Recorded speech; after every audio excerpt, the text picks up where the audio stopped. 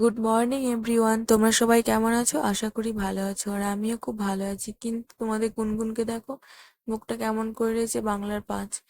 কি জানি সকালবেলায় উঠে ওর মনটা খারাপ। জানলার দিকে দেখছি একভাবে তাকিয়ে রয়েছে। আমি দিকে তাকছি তবুও সাড়া দিচ্ছে না। জানলার দিকে তাকিয়ে রয়েছে। আসলে ওর শরীরটা মনে হয় একটু খারাপ আছে, তার জন্য ওর ভালো লাগছে না। আর ও কোল থেকে নামতেও চাইছিল না। কি করব, তাই ওকে কোলে নিয়ে আর কি বিছানাপত্রগুলো গুছিয়ে নিলাম।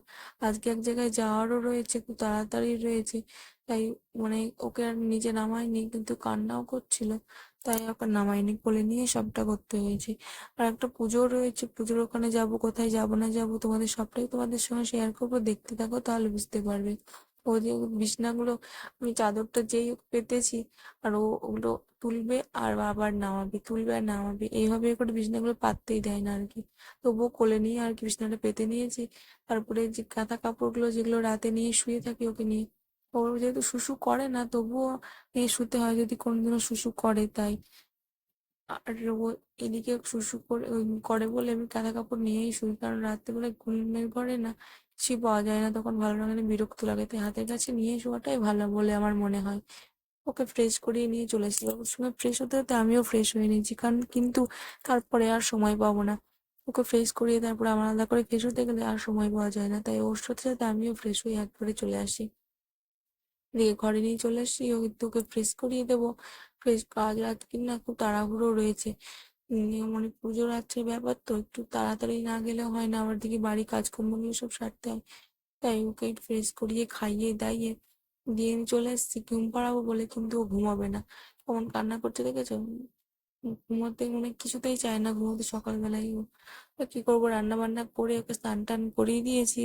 মাঝখানে ঘুমিয়ে গেছিল, ঘুম থেকে উঠিয়ে আমি ওর স্নান টান করে নিয়ে বেরিয়ে পড়েছি ওকে নিয়ে।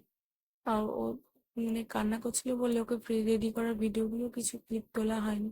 এদিকে আমি, শাশুড়ি মা আর আমার মেয়ে মনা, গুনগুনো ও নিয়ে বেরিয়ে পড়েছি। আমাদের বাড়ির এখানেই পুজো যেহেতু, কিসের পুজো বলছিলাম না, আজকে হচ্ছে বিপত্তারিণী পুজো। তোমরা কে করো কিন্তু অবশ্যই কমেন্ট করে জানাবে। আর তোমাদের ওখানে কি কি নিয়ম আছে সেগুলোও কিন্তু জানাবে। আমার না এই পুজো আচ্ছা নিয়ম আনন্দ এগুলো খুব ভালো লাগে, আর করতেও না এটা মনে আলাদা শান্তি লাগে। যেহেতু অনেক উম, সবার জীবনে তো অশান্তি বা মানসিক ডিপ্রেশন রয়েছে, সেগুলো থেকে কাটানোর জন্য মানে পুজো আচার একটা শান্তির জায়গা বলতে পারো আর কি। তোমাদের এখানে কি কি নিয়ম আছে সেগুলো কিন্তু জানাবে অবশ্যই কমেন্ট করে। এদিকে দেখো আমাদের নিয়ম হচ্ছে 13টা সুতো নেবে, 13টা দুব্বো নেবে, 13 রকমের ফল, 13 রকমের ফুল, এগুলো নিয়ে আর কি পুজো আর্চা দেওয়া হয়। 13টা সুতো দেখো সুন্দরভাবে আগে গুছিয়ে নেবে। তারপর একটা একটা করে দুব্বগুলো, 13টা দুব্বো নিয়ে 13টা সুতোর মধ্যে 13টা গিঁট বাঁধতে হয়।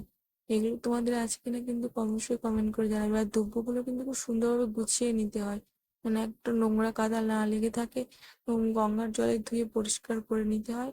তারপরে সুন্দরভাবে গুছিয়ে 13টা গিঁট দিয়ে এটাকে হাতে পরতে হয়। আর এটা কিন্তু 1 বছর পর্যন্ত রাখতে হয় বন্ধুরা। তোমরা কি কিন্তু জানাবে। আমি কিন্তু রাখতে পারি না, কিন্তু হাতে সুরসুর করে, তাই কিছুদিন রেখে রেখে খুলে ফেলতে হয়। তো তোমার দাদাভাই কিন্তু এটা সারা বছরই রাখে আর কি।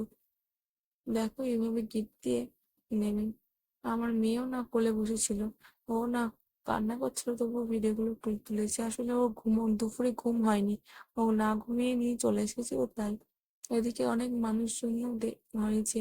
পুজো আচ্চারা এত বৃষ্টি পড়েছে না, অন্য কাপ কাদা কাদা হয়ে গেছে। একটুও ভালো লাগছে না, চারিদিকে শুধু বৃষ্টি আর বৃষ্টি। আর এদিকে আমার শ্বশুর মা ঠাকুর বরণ করে নিচ্ছে। এদিকে পুজো আচ্চারা হয়ে গিয়েছে যদিও, ওইদিকে বরণটা করে নিলে না নিজেরা পুজো করে নিচ্ছে একে একে সব। আর যে পুজো জায়গাটা এত ছোট, মানে মানুষজন বেশি হয়ে গেছে কিন্তু জায়গাটা পুরো স্পেসটা অনেকটা ছোট। অনেকটা মানে লেটও হয়ে গেছিল ওকে।